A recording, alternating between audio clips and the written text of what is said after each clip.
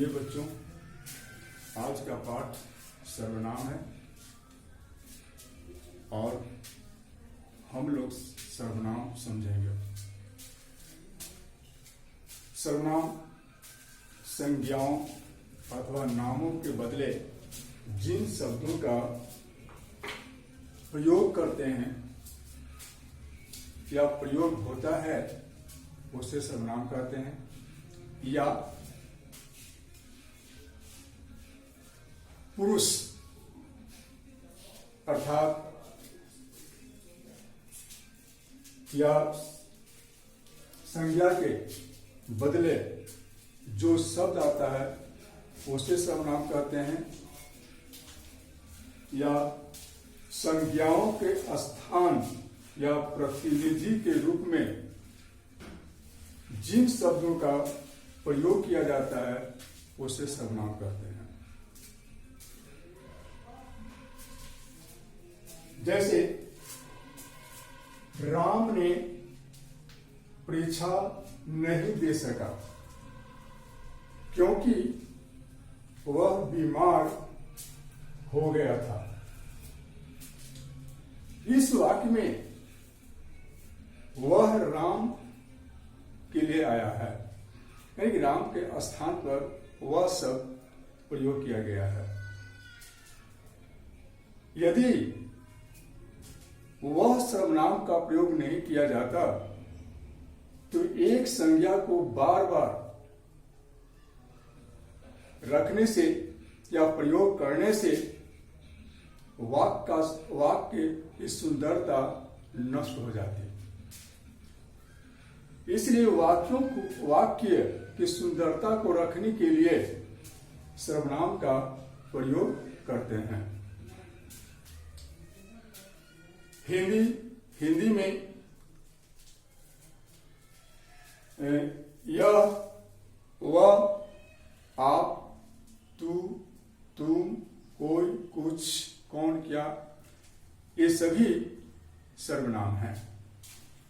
सर्वनाम के 6 भेद होते हैं।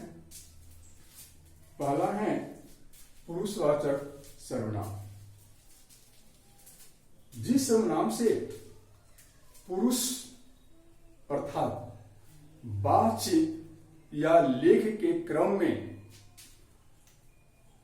बोलने वाले या लिखने वाले, सुनने वाले तथा जिसके विषय में कहा जाए उसे पुरुषवाचक सर्वनाम कहते हैं।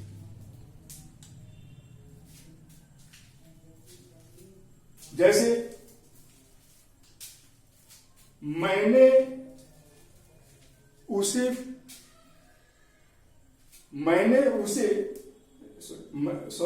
तुम्हें उसकी पुस्तक दी। मैंने तुम्हें उसे पुस्तक दी। इस वाक्य में मैं कहने वालों के लिए या बोलने वालों के लिए तुम्हें अर्थात तुम, सुनने वालों के लिए और उसे अर्थात उस जिसके विषय में कहा गया है उसके लिए इन सभी सर्वनाम का प्रयोग किया गया है। पुरुषवाचक के 3 भेद होते हैं। पहला है उत्तम पुरुष। उत्तम पुरुष बातचीत या लेख के क्रम में बोलने वालों को उत्तम पुरुष कहते हैं। जैसे मैं, तुम।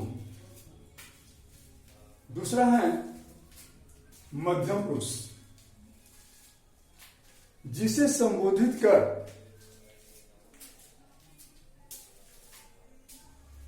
कहा जाए उसे मध्यम पुरुष कहते हैं।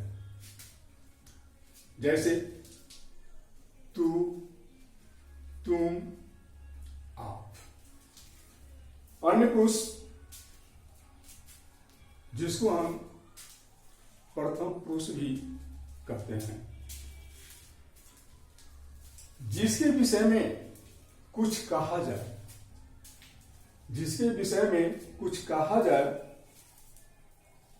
उसको अन्य पुरुष या प्रथम पुरुष कहते हैं। इसके अंतर्गत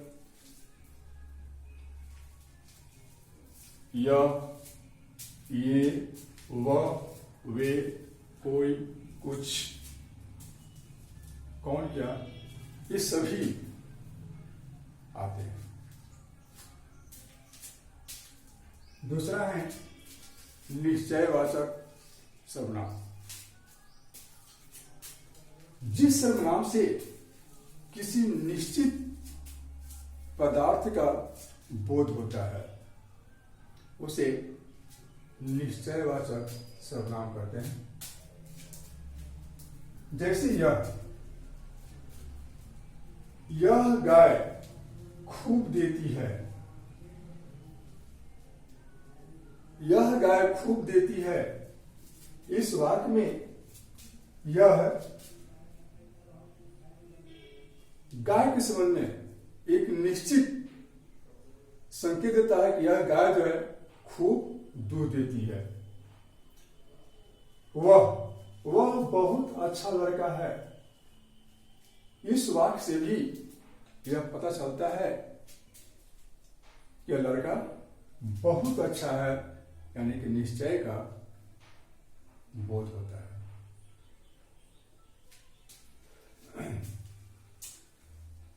इस दोनों शब्द में यह और वह, यह है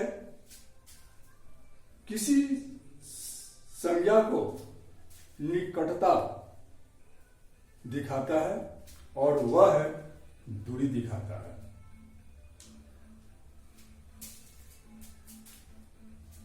तीसरा है अनिश्चयवाचक सर्वनाम। जिस सर्वनाम से किसी निश्चित पदार्थ का बोध न हो उसे अनिश्चयवाचक सर्वनाम कहते हैं। जैसे कोई, कुछ, कोई आ रहा है। इस वाक्य में अनिश्चय है। यह निश्चय नहीं है कि कौन आ रहा है, कोई आ रहा है। कुछ खा लो। इस वाक्य में वैसे वस्तु की ओर संकेत किया गया है कि कुछ खा लो, यानी कुछ वो क्या है वो जो है कि हमें पता नहीं है। कुछ खा लो। इसी अंतर्गत कुछ भी वस्तु हो सकता है, चाहे वो फल से हो, सब्जी से हो, चाहे अन्न से हो, कुछ भी हो सकता है।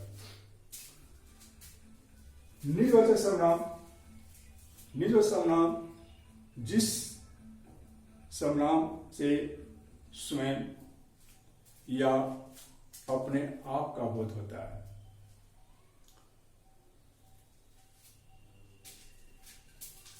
जैसे आप, मैं यह काम आप कर लूंगा। मैं यह काम आप कर लूंगा, यानी कि यह काम करने में मैं स्वयं सक्षम हूं। इस काम को मैं स्वयं कर सकता हूं, किसी दूसरे का सहयोग का आवश्यकता नहीं है।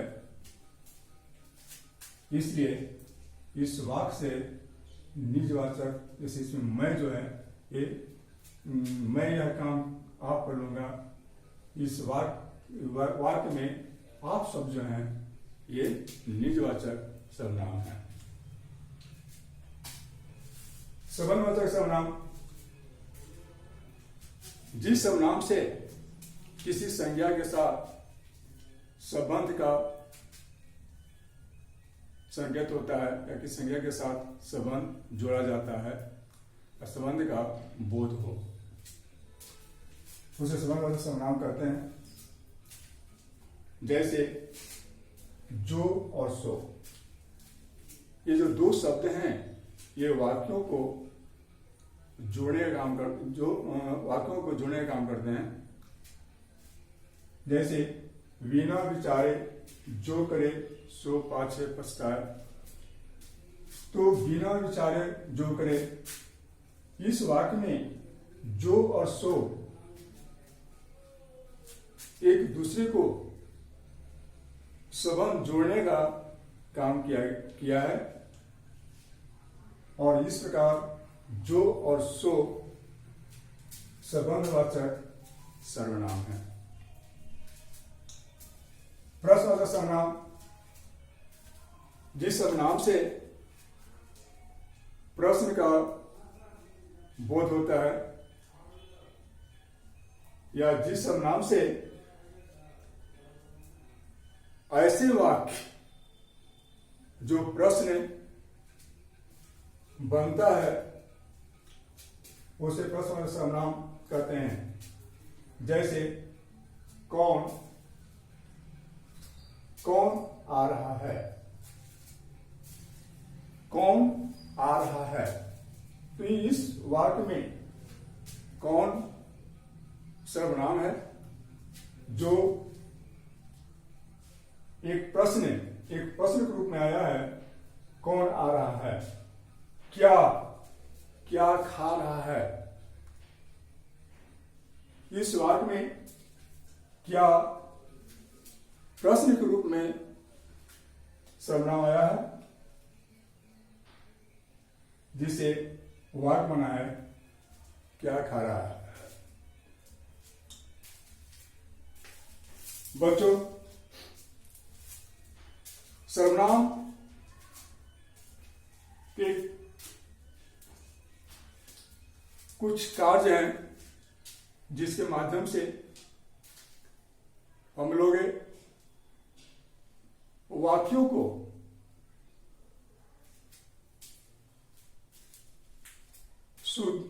सुसंगठित या सुंदरता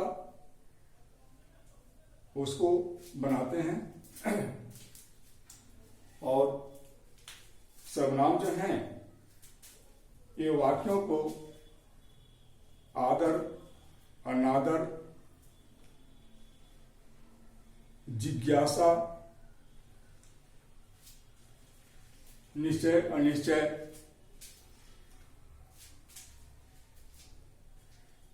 और एक दूसरे से संबंध जोड़ने के काम में आता है।